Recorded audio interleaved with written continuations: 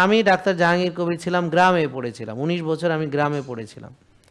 আমি বড় ডিগ্রি করতে যখন সবাই গেছে, আমি তখন সংসারের বিভিন্ন পারিবারিক কারণে আমাকে তখন অনেকের দায়িত্ব মাথায়, অনেক ঋণের বোঝা পরিবারের।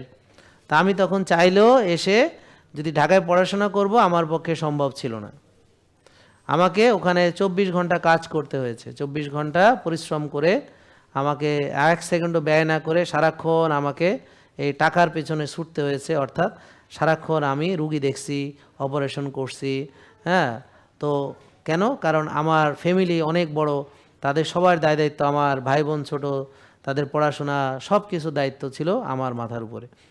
তো এখন আমি 19 বছর এটা ভিতরে ছিলাম, কিন্তু আমি তো গ্রামের মধ্যে শেষ হয়ে যাইনি। এরকম বহু ডাক্তার তারা গ্রামে গিয়েছে, ওখানে কিন্তু ভালো প্রতিষ্ঠিত, তারা তাদের গাড়ি আছে, তাদের বাড়ি আছে। কারণ গ্রামে একটা ডাক্তার অনেক দিন থাকলে সে অনেক ভালো অবস্থানে চলে যায় এমনিতেই, তার অনেক রুগী পরিচিতি, টাকা পয়সা সব হয়ে যায়। বুঝেন নাই কথা? কিন্তু আমার টার্গেট সেটা ছিল না। Do you understand? তারপরে আমি এরপরে 2010 সাল পর্যন্ত আমি ওই গ্রামের মধ্যেই পড়েছিলাম। তারপর মনে হলো যে না, এবার তো আমার মোটামুটি ইনকাম যথেষ্ট হচ্ছে, আমার সংসারও এখন ভালো চলতেছে। হ্যাঁ, দেনাদায়ী কোনো নাই, বরং চাইলে আমি এখন মানুষের ঋণ টিন দিতে পারি, আরও এই অবস্থায় চলে গেছে। তখন এবার কি, এবার হচ্ছে আমার কি গ্যাপ হয়েছে, আমি ভালো পড়াশোনা করতে পারিনি। তারপর আমি আবার ঢাকায় আসলাম, তারপর আমি এবার বিভিন্ন ট্রেনিং করলাম, আল্ট্রাসোনো, তারপর এফসিজিপি, এই যে মানে আমাদের যে জেনারেল প্র্যাকটিসের জন্য একটা ডিগ্রি আছে এফসিজিপি।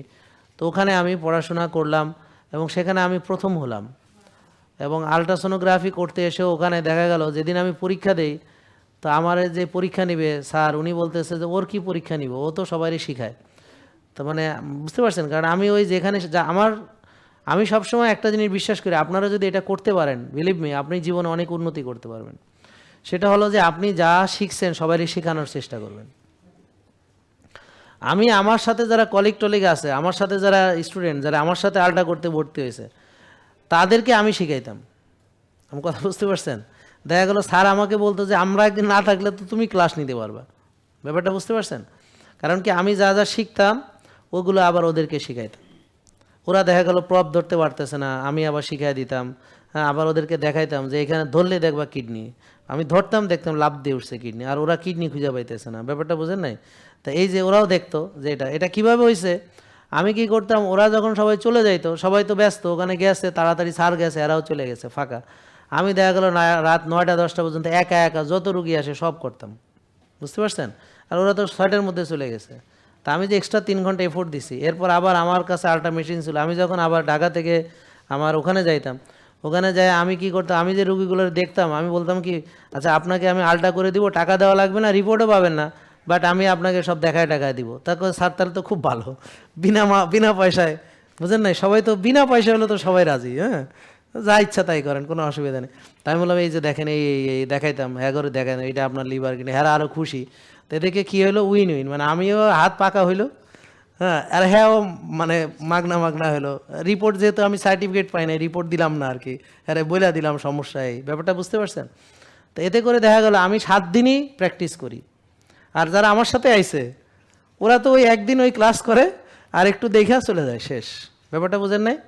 তা আমি তো কয়দিনের মধ্যে হয়ে গেলাম মাস্টার। তা এখন দেখা গেল যে টিচারদেরও মানে আমার সামনে চিন্তা করে, যে মানে কথা বলতে চিন্তা করে টিচাররা। ব্যাপারটা বুঝতে পারছেন? কারণ আমি তো মানে যেভাবে এক্সপোজ, যে আমি ধরেন 6 মাস, যখন আমি 6 মাস প্রতিদিন আলট্রা করছি, তা আমি এখন আমার টিচাররাও প্রতিদিন 6 মাস আলট্রা এইভাবে পারে নাই যেভাবে আমি পারছি। বুঝেন নাই কথা? সে যদি 10টা করে, আমি দেখা গেল 50-60টা ডেলি দেখছি রুগী। কথা বুঝতে পারছেন? তাহলে এখানে হলো এক্সপিরিয়েন্সের ব্যাপার, যে যত বেশি আপনার হবে, সে দেখা গেল বেশি এক্সপিরিয়েন্স হবে। আমি ধরেন টিচারের খুঁজে বাইর করতে কষ্ট হইতেছে, এটা ছেলে নামে, আমি প্রপ ধইরা সাথে সাথে বলে দিতেছে এটা ছেলে নামে, তাই না? এরা আমার ভয় পাবো না? কথা বুঝতে পারছেন? তা হ্যাঁ খুঁজতেছে, হ্যাঁ, তা আমি ঠাস করে দেখাই দিলাম যে এটাই। তো এগুলো হচ্ছে যে বিষয়। জেকে লাইফস্টাইল লিমিটেড, ওষুধ মুক্ত সুস্থ জীবন।